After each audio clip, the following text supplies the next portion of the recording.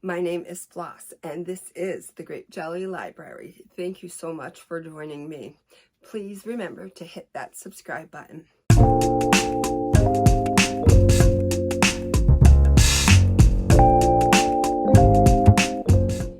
Hello friends, in today's video I am wearing the same shirt that I wore in the last video. And the reason for that is I have to go to work. I spent my morning cleaning and running to the grocery store, and I ran out of time. And so since I'm just a wee bit pressed for time, I thought, well,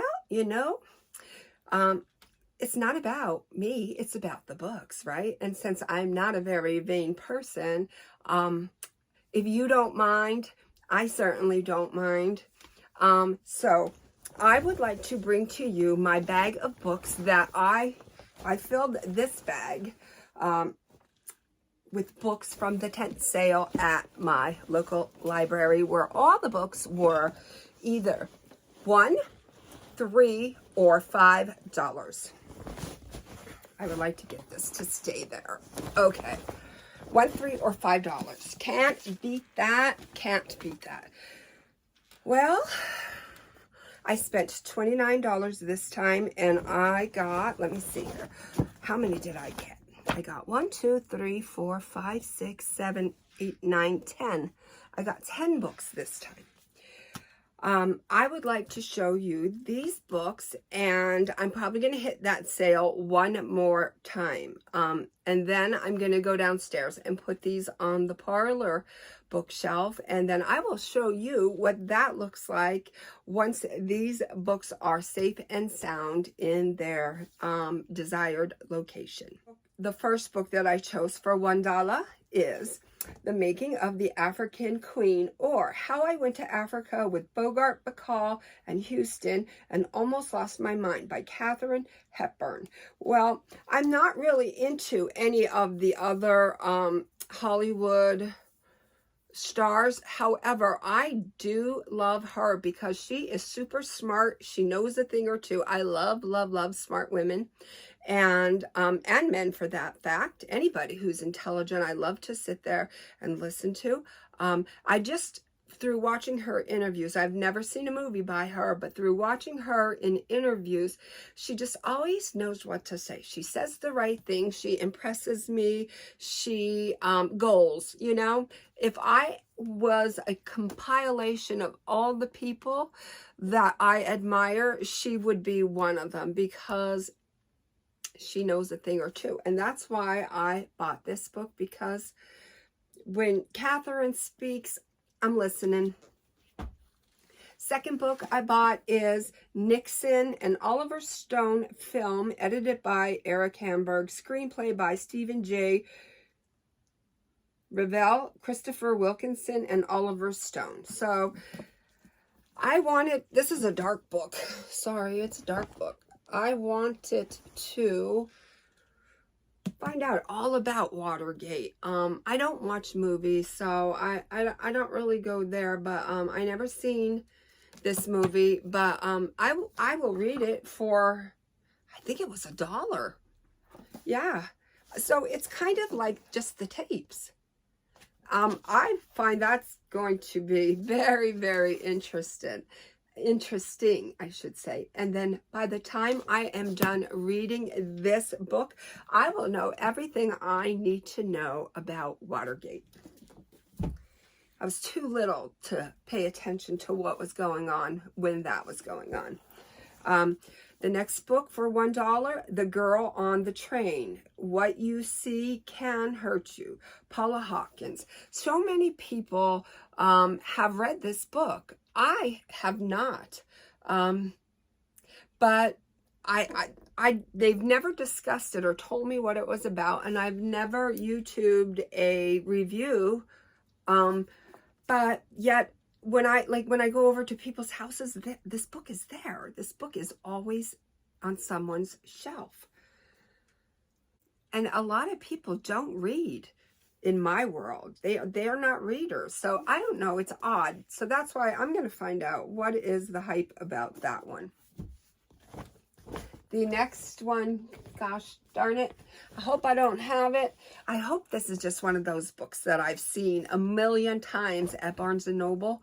And that's why it's looking so familiar to me, because it's definitely looking familiar. The Immortal Life of Henrietta Lacks. I'm sure a lot of you recognize this. Well, I know I didn't read it. I'm just not sure if I have it on a shelf or if it's at the store that is recalling my memory of this book. But anyways, it sounded fascinating to me. Her name was Henrietta Lacks, but scientists know her as Gila. Well, you know what? I'm not even going to tell you, because I'm going to bring this to your attention as one of the 25 books in June. Because when I read this, I thought this was fascinating. Maybe you will too. So I'm going to showcase this book in a video. So there's a little sneak peek for you guys. Another book that I bought is All That She Carried, The Journey of Ashley's Sack, A Black Family's Keepsake. Another book that I bought was Better Homes and Garden, second storybook.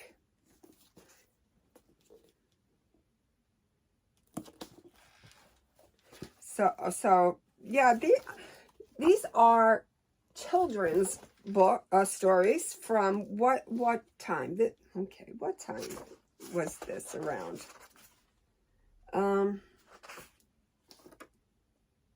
Copyright 1952 by Meredith Publishing Company, printed in the United States of America.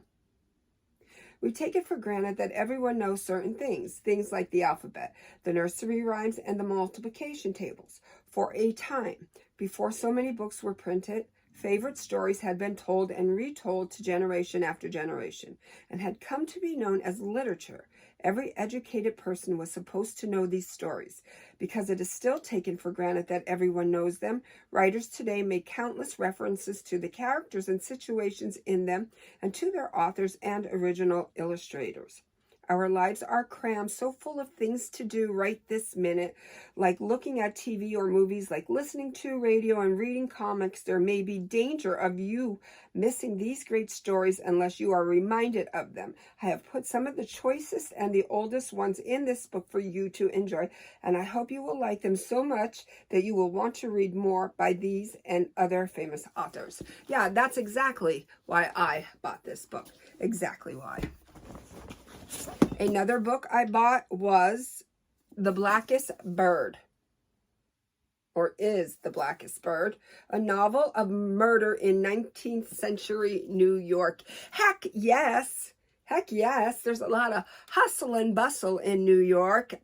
There's a murder in New York, a novel of murder in 19th century New York. Joel Rose wrote this. It's irresistibly seductive, a masterpiece. Anthony Bourdain. Heck yes.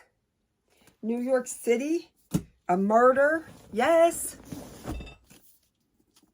This is not my typical genre of books, but I always step out of my boundaries because I love growth. And so just to keep it fun, interesting, intriguing, and not ho-hum, I step outside of bounds and I read other things. This book is A Tale of Witchcraft. I paid $5 for it. It's by Chris Colfer, and I love the way that it looks. I love the way that cover, is that like a little witch? I love the way this book looks. Sure. Let's do it. I'm going to save the best for last. Okay, so this book that I purchased it was in the Victorian section, and it's G. Ernest Wright and Reginald H. Fuller, The Book of the Acts of God, Christian Faith series by Doubleday. Yeah, I like to read this kind of stuff. I do. It intrigues me. It interests me. I feel like it helps me to be a better person and not get away from myself. So yeah, I'm interested in that one. And my very last book, oh, when I saw this, I couldn't believe it. And I was like, an autobiography, is it? Or is it no, it's not an autobiography. It's a biography. So I'm going to get that sticker off one way or another. But love, love, love, love me some Stevie Wonder. Love him. The story of Stevie Wonder. I don't know the story of Stevie Wonder. So when I saw this, I was like, oh, perfect, perfect, perfect. Because some people are near and dear to my heart, and Stevie has always been, since I was a little girl, listening to his songs on the radio, shopping at McCrory for our plastic with the rubber band Halloween mask with our plastic or vinyl jumpsuit. I always remember Stevie Wonder on the radio in McCrory's while me and my sisters got to pick out our Halloween costumes.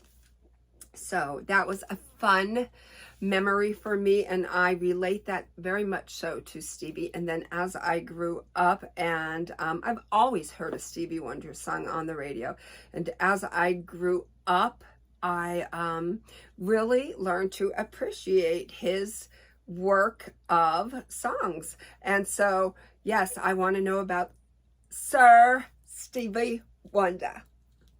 High five. I'm so happy I got that one. But anyways, guys, that is my video for today. Thank you so much for watching. I'm going to head downstairs, put these on the shelves, and I will close this video with what that shelf looks like. Until my next video, know that I love you. I want you to be well, be good, and be reading.